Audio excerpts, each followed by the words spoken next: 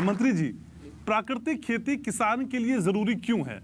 और सबसे बड़ी बात कि ये भ्रम है मन में कि ये मुनाफे का सौदा नहीं है। प्राकृतिक खेती में सब कुछ लगा दूं, घर भी चलाना है भाई, नुकसान हो जाएगा, प्राकृतिक खेती क्यों ऑप्ट करूं? हमारे यहाँ जंगल थे और जंगलों में पशु चुगते थे और वो घर में किसी का कोई चारे का कोई सिस्टम नहीं था, वो प्रकृति से पड़ते थे, सारे जंगल में पशु जाते थे। लेकिन जब फूड प्रॉब्लम आई तो उस देश के अंदर फिर ये प्रयास किया गया भी अनाज ज़्यादा पैदा करें, तो अनाज के साथ साथ फिर खाद आ गया, खाद आता चला गया, उसकी मात्रा बढ़ती चली गई, प्राकृतिक जो सिस्टम था वो ख़त्म होता चला गया खेत का। अच्छा। और खेत में अब हमारे आचार्य जी आपके सामने बोल ही रहे थे, वो प्रकृति का जो जीवाणु थे वो खत्म हो गए, जो कीटाणु थे हमारे यहाँ जो खेती को बढ़ावा देते थे, केंचुआ था प्रकृति से, वो खत्म हो गया खाद से।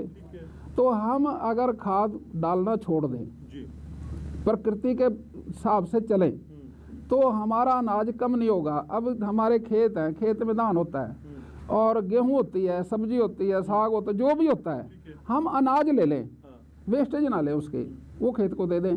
अब खेत आत्मनिर्भर हो जाएगा, आत्मनिर्भर होगा तो वो खाद की मात्रा की जरूरत ही नहीं पड़ेगी।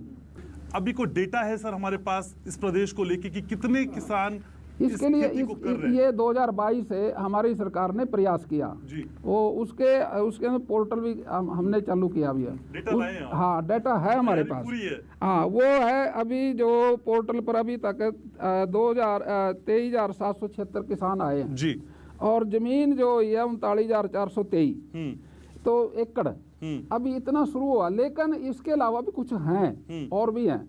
हम अगर इस बात पे विश्वास कर लें, खेत का सामान खेत को दे दें, अनाज लेके पराली को ना जलाएं, खेत को दे दें। गेहूं का जो वेस्टेज है भूसा बनाने के बाद जो बचे उसमें आग ना लगाएं, वो खेत को दे दें।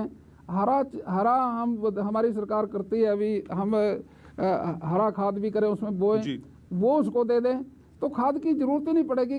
हमारा अनाज प्रकृति से ज़्यादा पड़ता है। जैसे सृष्टि में चांद सितारे चल रहे हैं, प्रकृति से चल रहे हैं, ये हमारी खेती क्यों नहीं हो सकती फिर प्रकृति से? ये तो छोटा सा काम है, इतना संसार चल रहा है प्रकृति से, तो खेती भी प्रकृति से पहले चलती थी और वो हमने ही उसका स्वरूप बदल दिया था विकास के नाम पे, फिर हमने दोबारा वहीं आना पड़ेगा।